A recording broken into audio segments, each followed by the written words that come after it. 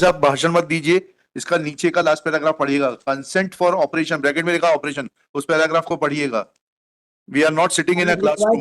तहसीलदार के यहाँ से वसूली के लिए कुर्की के लिए वारंट आया, जब आरआरसी जारी हो गई तब हमको पता चला। एनजीटी का फाइनल ऑर्डर भी सर मैं अगली पेशी पे पेश कर दूंगा। इस आरआरसी के तहत वसूली हो रही है माय लॉर्ड, होने हमने दीजिए। इंटरिम रिलीफ मांगा है। इंटरिम रिलीफ नहीं, सिंस माय लॉर्ड हो ये रहा है कि एनजीटी हमेशा अपने यहाँ पर अगर कोई प्रकरण लगता है तो उसमें एक कमेटी बनाती है, कमेटी अपनी रिकमेंडेशन देती है, वो एक्सपर्ट कमेटी होती है, उसके रिकमेंडेशन के आधार पर एनजीटी आगे की प्रक्रिया अपनाती है।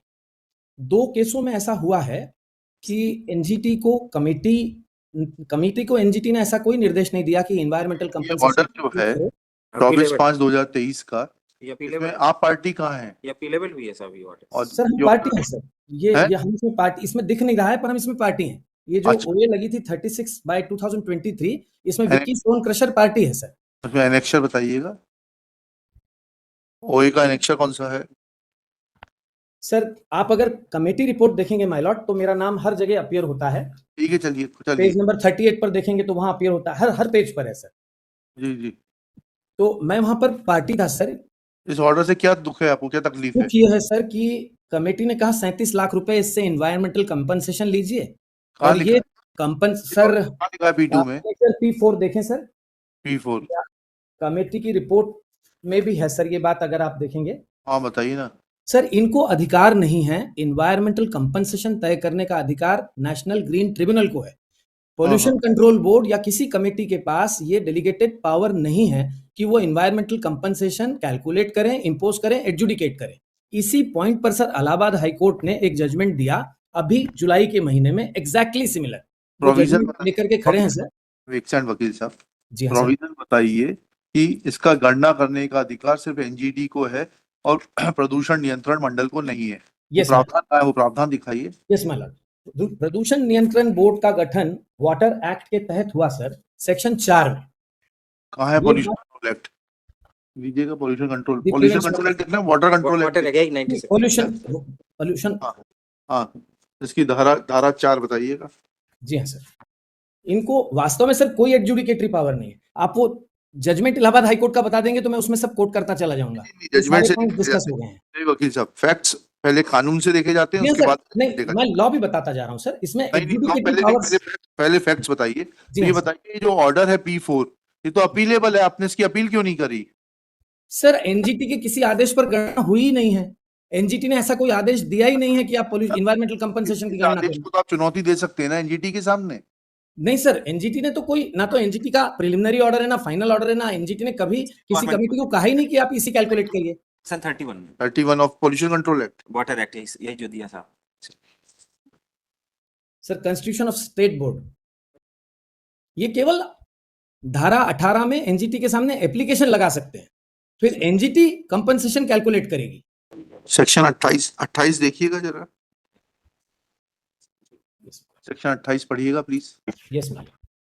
पहले 25 पढ़ लीजिएगा, फिर 28 पढ़ लीजिएगा। Subject to the provisions of this act, no person shall without the provisions previous consent of the state board establish or take any steps to establish any industry, operation or process or any treatment and disposal system or any extension or addition thereto which is likely to discharge sewage or trade effluent into a stream or well or sewer or on a land, such discharge being hereafter in this section referred to as discharge of sewage, or bring into use any new or altered outlet for the discharge of sewage, or begin to make any new discharge of sewage, provided that the person in the process of taking any step to establish any industry, operation or process immediately before the commencement of the water. ये relevant नहीं है। Yes, तो बताइए कहाँ अनुमति है pollution control board की आपको क्रशर यूनिट स्थापित करने के लिए? माय लॉर्ड, क्रशर इस्टेब्लिश करने की अनुमति के संबंध में तो विस्तृत रूप से हमने डायरेक्ट जवाब दीजिए। आपके पास तो अनुमति है तो वो अनुमति का एनेक्शर दिखा दीजिए, और अनुमति नहीं है तो ऐसा बताइए। मुझे एक छोटा सा एक मिनट का अवसर दें सर। ये मुद्दा इस बात का है कि इन्वायरमेंटल कंपनसेशन कैलकुलेट करने का पावर एनजीटी के पास धारा 15 में, इन्वायरमेंटल कंपनसेशन कैलकुलेट करने का पावर, एक तो अव्वल तो एनजीटी ने इनको आदेश नहीं दिया, दूसरा इनके पास वो पावर नहीं है। Mister counsel please, we will come to it later on. First issue is where is the permission for running a crusher?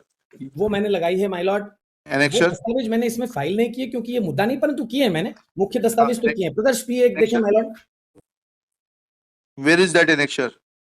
Page number 113 is 113. the consent order EC, that is at page number 26, exhibit P1. 26 P1 क्या है ये? And regarding the other permissions which I have, my lord, the committee has submitted its report. I will एक refer to that report. Wait a minute. Yes, my lord. क्या लिखा है? पढ़िएगा इसको. P1 Vicky पढ़िएगा. Stone Crusher grant to consent to establish under section 25 of the Water Prevention Control 1974 Act of 1981 your consent to establish application receipt number so and so. So this was granted to me, my lord. आगे 26, 27, 28, 29. And it was a valid consent, my lord. Actually, हुआ ये sir, DIA gave the consent. Then the order of the Supreme Court came.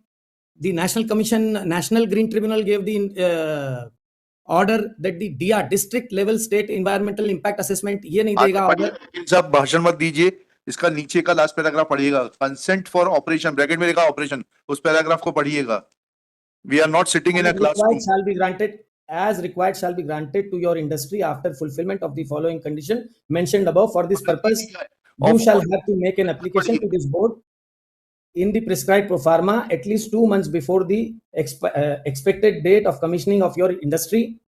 The And where is applicants, Where is that? my lord, this is not a case for that. My humble submission be taken on record, my lord. This is a case wherein environmental compensation has been calculated by the committee, which has got no power to do so, and no order for that was granted. Whether I had permission to run the industry or I did not have the permission to run the industry is not the question, my lord. I have challenged the authority of the committee to impose and calculate such environmental compensation in the Pollution Control Board, because the power for adjudication is vested only in the NGT, and that is a procedure which has to be established. I have to be given an opportunity to be heard. Therein I will tell कि कितने दिन मैंने बिना permission के अपनी unit को चलाया, मैंने किन किन चीजों का वायलेशन किया, कौन सी परमिशन मेरे पास होनी चाहिए थी, नहीं है. मेरा मुद्दा यह है, माय लॉर्ड. ठीक. This order is appealable under section 28. No, my lord. The only remedy available is We are saying we are going to observe that it is appealable. You go and file appeal. Since no order has been passed by the NGT, my lord, so there cannot be any appeal in the NGT. No, not appeal to the NGT. पढ़िएगा 28 पढ़िएगा. Any person aggrieved by an order made by the state board under section 25, section 26 or section 27. So this order is not made under those sections, my lord. If you peruse the order by which they have calculated this compensation, they say it is P4, my lord. Kindly peruse, my lord. P4 पढ़िए. That is the problem. Therefore, I cannot go before them. माननीय NGT द्वारा page 113 annexure P4 जिसके द्वारा मुझ पर अधिरोपित की गई है पेनल्टी, माननीय NGT द्वारा गठित कमेटी द्वारा प्रकरण 36/2023 के संबंध में प्रस्ताव इनसे किसी ने मांगा नहीं. इन्होंने किसके कहने पर प्रस्ताव दिया, ये कहीं पर भी ज्ञात नहीं होता. आप NGT की रिपोर्ट के पन्ने पलटेंगे माननीय, तो और स्थिति क्लियर होगी. इस कार्यालय का पत्र क्रमांक इतना दिनांकित 12 अगस्त 2023 अधीक्षण यंत्री द्वारा दूरभाष पर दिए गए निर्देश दिनांकित इतने के अंतर्गत. अब दूरभाष पर इनको कोई निर्देश मिलता है और ये एक फार्मूला है सर. फार्मूला तय करने का पावर नहीं है सर. ये कॉन्स्टिट्यूशनल कोर्ट नहीं है सर. क्यों पधार रहे हैं? 2 साल बाद क्यों पधार रहे हैं? पढ़ लेते हैं ना, उसमें आगे पे लिखा है. है. आगे पढ़ 2 साल बाद नहीं पधार रहा हूं सर. ये तो प्रक्रिया चलती रही. हमको पता भी नहीं था जब हमको ये लास्ट वाला जो मैंने एनेक्सर लगाया है सर P7, तहसीलदार के यहाँ से वसूली के लिए, कुर्की के लिए वारंट आया, जब RRC जारी हो गई तब हमको पता चला. NGT का फाइनल ऑर्डर भी सर मैं अगली पेशी पे पेश कर दूंगा. उसमें कहीं नहीं है कि आपको ये पैसा भरना है. NGT का कहना हमें इससे क्या लेना देना है. अभी ऐसे ही एक केस में फिर से हुआ है तो हमने अब NGT में ऑब्जेक्शन फाइल किया. उस समय में तो ये भी नहीं किया क्योंकि किसी को इस बात का यकीन नहीं था कि ये क्या कर रहे हैं. ये इन्हें ऐसा करने का पावर ही नहीं है. नहीं, see, you have no cause of action as far as annexure P4 is concerned. It is only annexure P7 देखिए मेरे खिलाफ RRC जारी हो गई है. 59,20,000 रुपया मेरे को जमा करने के लिए कहा जा रहा है. P7 मेरा लास्ट पेज है पिटीशन का 116. ये इंस्ट्रक्शंस लीजिए भाई. RRC कैसे जारी हो गई? जब प्रस्ताव था तो they submitted that annexure P4 was a proposal. Thereafter, Director Technical Madhya Pradesh Pollution Control Board Bhopal has admittedly not passed any orders on the said proposal as contained in annexure P4. Yet RRC has been issued as contained in annexure P7. Issue notice. Let reply be filed by the State Council within 2 weeks. List after 2 weeks. इसको Obliged, my lord.